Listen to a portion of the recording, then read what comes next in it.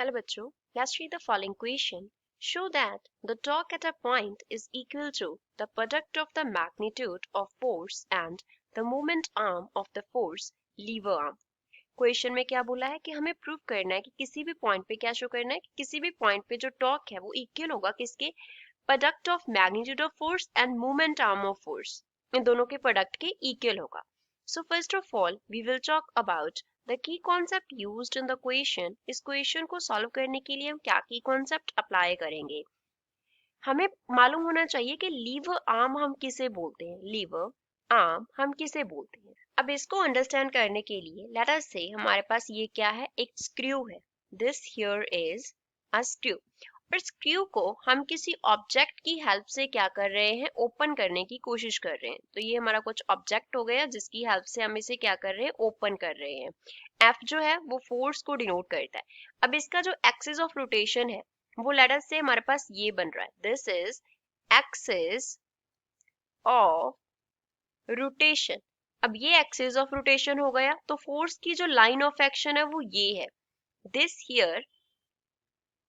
here represent line of action of force. axis of rotation and line of action of force के between जो perpendicular distance है r, that is known as lever arm. जो perpendicular distance होता है तो lever arm हमारे पास क्या है, this is perpendicular distance of axis of rotation from line of action of force. अब हमें प्रूव करना है कि टॉर्क जो है वो product of magnitude of force and movement arm of force means lever arm के प्रोडक्ट के इक्वल है.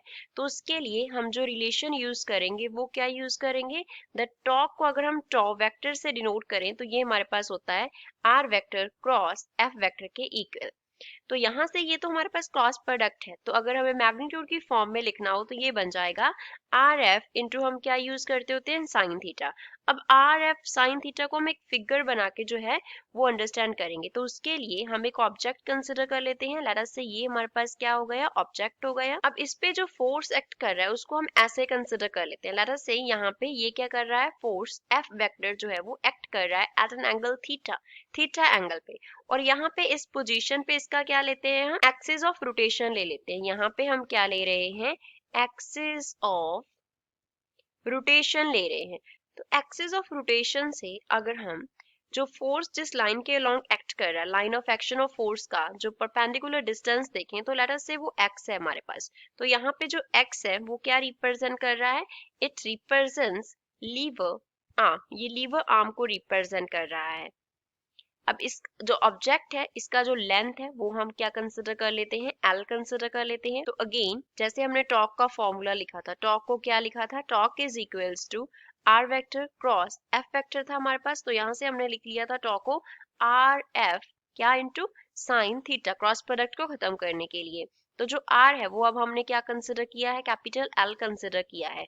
तो टॉर्क क्या बन गया, L into f into sine theta. और we can write tau is equals to f को अलग लिख लिया और एल साइन थीटा को अलग लिख लिया. अब अगर हम फिगर से देखें तो यहाँ पे हम नेम रख लेते हैं ए, यहाँ पे बी और यहाँ पे सी. तो हमारे पास एक ट्राइंगल बन रहा है, ट्राइंगल ए बी सी. और उसमें अगर हमें साइन थीटा का वैल्यू लिखना हो तो वो क्या होगा, perpendicular that is A C upon hypotenuse that is A B. तो यहाँ से ए सी जो है वो हमारे पास किसके इक्वल है, एक्स के इक्वल है. तो यहाँ से हम टॉ को क्या लिखेंगे, F into L sine theta को हमने क्या लिख लेना है, it is A C upon में हमारे पास क्या है, ए बी है. ए सी कितना है, एक्स है, ए बी कितना है, एल है. तो A B and L cancel हो जाएंगे.